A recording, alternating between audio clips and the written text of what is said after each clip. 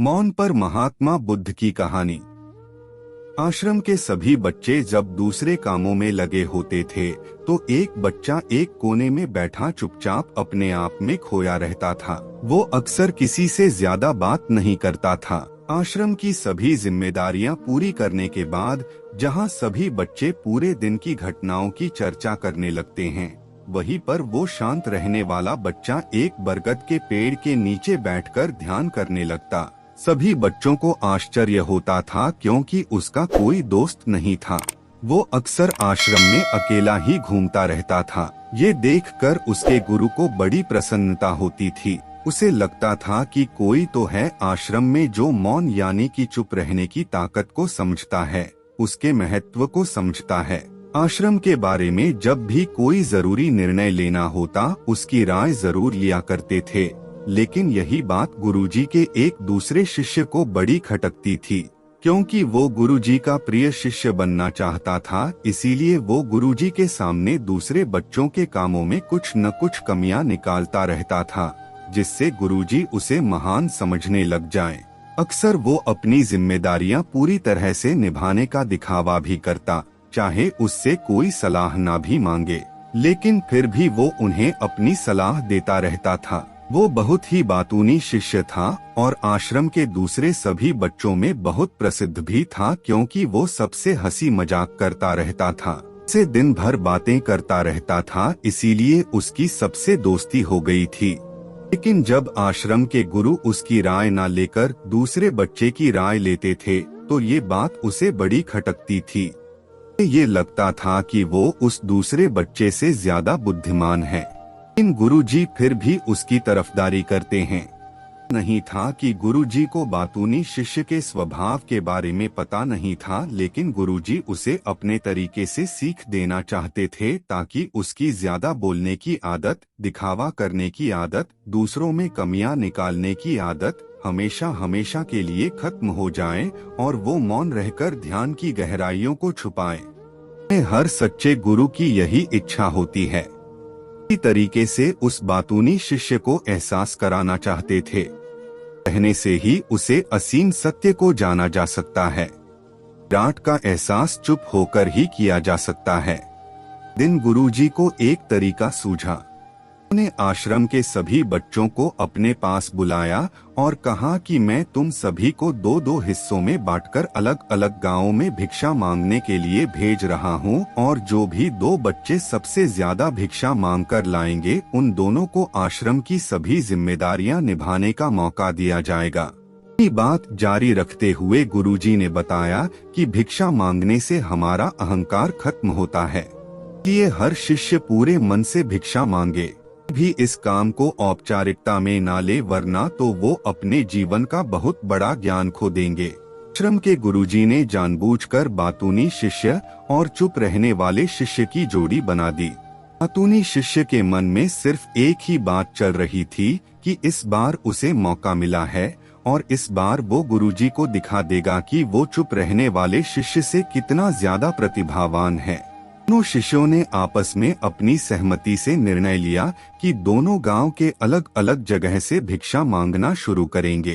बातूनी शिष्य ने देखा कि चुप रहने वाले शिष्य के पास उससे दुगुनी भिक्षा थी। ये देखकर उसे मन ही मन बहुत ठेस पहुंचा। लेकिन जब वो दोनों भिक्षा का सामान लेकर आश्रम की तरफ जा रहे थे तब बातूनी शिष्य को एक चालाकी सूझी। उसने चुप रहने वाले शिष्य से कहा कि हमें अपनी भिक्षा एक ही थैले में डाल लेने चाहिए। गुरुजी ने हम दोनों को एक साथ भिक्षा लाने के लिए कहा था। चुप रहने वाले शिष्य ने बिना कुछ बोले अपनी सारी भिक्षा उसके थैले में डाल दी। आप सभी देख रहे हैं A1 Balaji story YouTube channel. Video पसंद आए तो वीडियो को लाइक करें और चैनल को जरूर सब्सक्राइब करें। बातूनी शिष्य मन ही मन बहुत खुश हो रहा था कि अब गुरुजी को ये पता नहीं चलेगा कि ज्यादा भिक्षा हम में से किसने मांगी। उसे लग रहा था कि गुरुजी मुझे इससे कम प्रतिभावान समझेंगे, इसीलिए उसने ये तरकीब लगाई। सभी शिष्यों के आने के बाद संध्या के समय जब सभी की भिक्षा तो ली गई तो इन दोनों शिष्यों की भिक्षा सबसे ज्यादा निकली। गुरुजी ने इन दोनों का अभिवादन करते हुए आश्रम के सभी बच्चों के सामने उनकी पीठ थपथपाते हुए उन्हें मुबारकबाद दी और कहा कि मैं आश्रम का कार्यभार तुम दोनों को नहीं सौंप सकता। इससे आपसी मतभेद होने का खतरा रहता है। इसीलिए तुम दोनों में से जो ज्यादा भिक्षा लेकर आया है, आश्रम की जिम्मेदारी उसे ही सौंपी जाएगी। जब उन्होंने उनसे पूछा कि तुम में से ज्यादा भिक्षा कौन मांग कर लाया था, तो बातूनी शिष्य ने कहा कि गुरुजी मैं इससे दुगनी भिक्षा मांग कर लाया था, लेकिन मुझसे गलती हो गई कि मैंने वो दोनों भिक्षा एक ही थैले में डाल ली।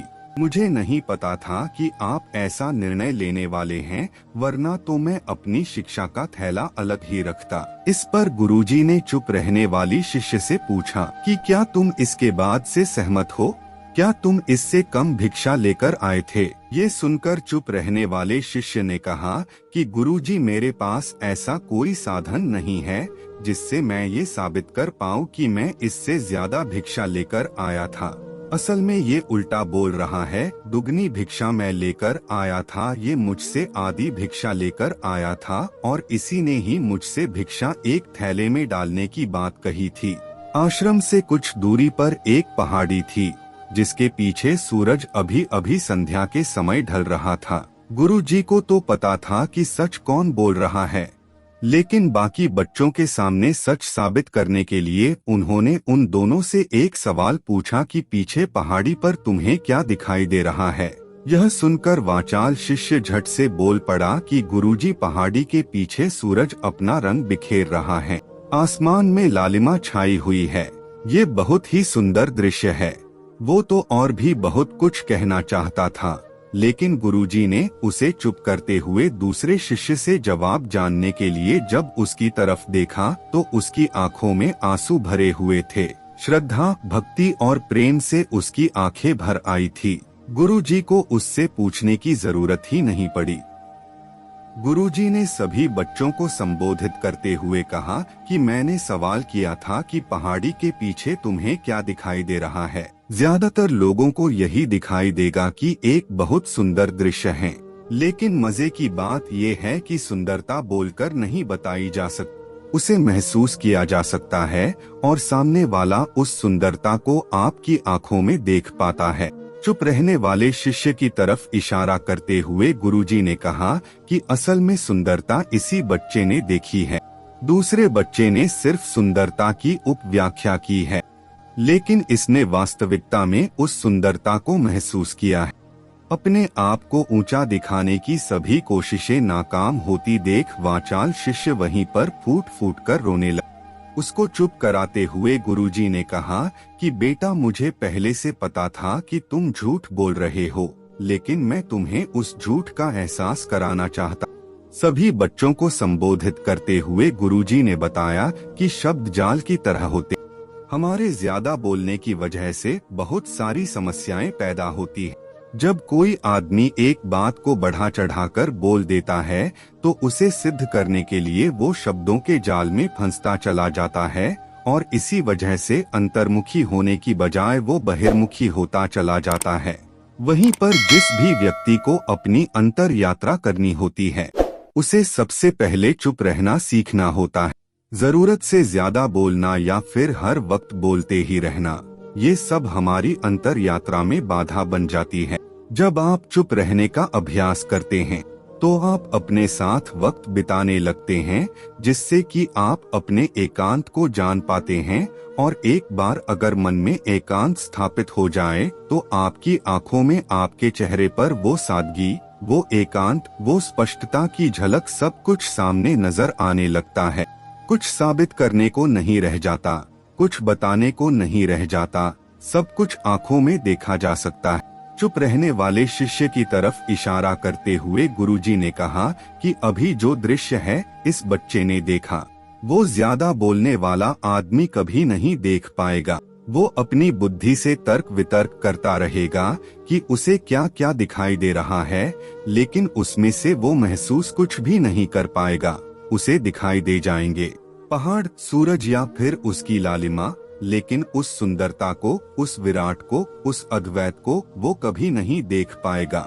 अगर चुप रहने की कला सीखनी है तो तुम्हें सबसे पहले एक बात ध्यान रखनी होगी कि तुम्हें किसी को भी प्रभावित करने की कोशिश नहीं करनी है। ज्यादातर लोग इसी वजह से ज्यादा बोलते हैं क्योंकि वो दूसरों को प्रभावित करना चाहते हैं, अपने आप को साबित करना चाहते हैं और उस साबित करने के चक्कर में वो शब्दों के जाल में फंसते चले जाते हैं और धीरे धीरे वहीं उनकी आदत बन जाती है। अगर कोई व्यक्ति दूसरों को प्रभावित करना चाहता है तो वो कितने लोगों को प्रभावित कर पाएगा? उसकी ये भूख बढ़ती जाएगी और वहीं संसार में सभी को कभी भी प्रभावित नहीं कर पाएगा। इसलिए यह समझने की बात होती है कि बहिर्मुखी होने की बजाय हम अंतर्मुखी होकर अपने आप को समझ सकते हैं। अपनी बातों को खत्म करते हुए गुरुजी ने अपना आखिरी संदेश दिया। उन्होंने बताया कि अगर कोई व्यक्ति ज्यादा समय तक चुप नहीं रह सकता तो उसे थोड़े समय से अभ्यास करना चाहिए। निश्चित संकल्प लेकर किसी व्रत की भांति दिन में कुछ समय या फिर हफ्ते में कुछ समय या फिर एक दिन चुप रहने का अभ्यास जरूर किया जाना चाहिए। इससे हमारी चुप रहने की आदत धीरे धीरे खुद ब खुद पनपने लगती है, क्योंकि एक बार जब हम चुप रहने लगते हैं तो हमें चुप रहने का आनंद पता चल जाता है। उसके बाद हमें प्रयास नहीं करना पड़ता, बल्कि हमारा मन आनंद की तरफ अपने आप बढ़ता चला जाता है। चुप रहने की कला सीखने के बाद आपकी बुद्धिमानी और आपकी स्पष्टता दोनों में बहुत ज्यादा फायदा होगा। वास्तविकता में जिसे दर्शन कहते हैं वो मौन रहकर ही किया जा सकता है। इसके बाद सभी बच्चों से कुछ समय चुप रहने का संकल्प लेकर गुरुजी ने अपनी बात खत्म कर दी और सभी बच्चे रात्रि का भोजन करने के लिए एक साथ भोजन कक्ष में पहुंच गए। अभी तक आपने हमारे YouTube चैनल को सब्सक्राइब नहीं किया है तो सब्सक्राइब कीजिए। तो दोस्तों, कैसी लगी ये हमारी वीडियो आपको कमेंट सेक्शन में जरूर बताना। तो मिलते हैं किसी अगली वीडियो में, तब तक के लिए अपना ख्याल रखें।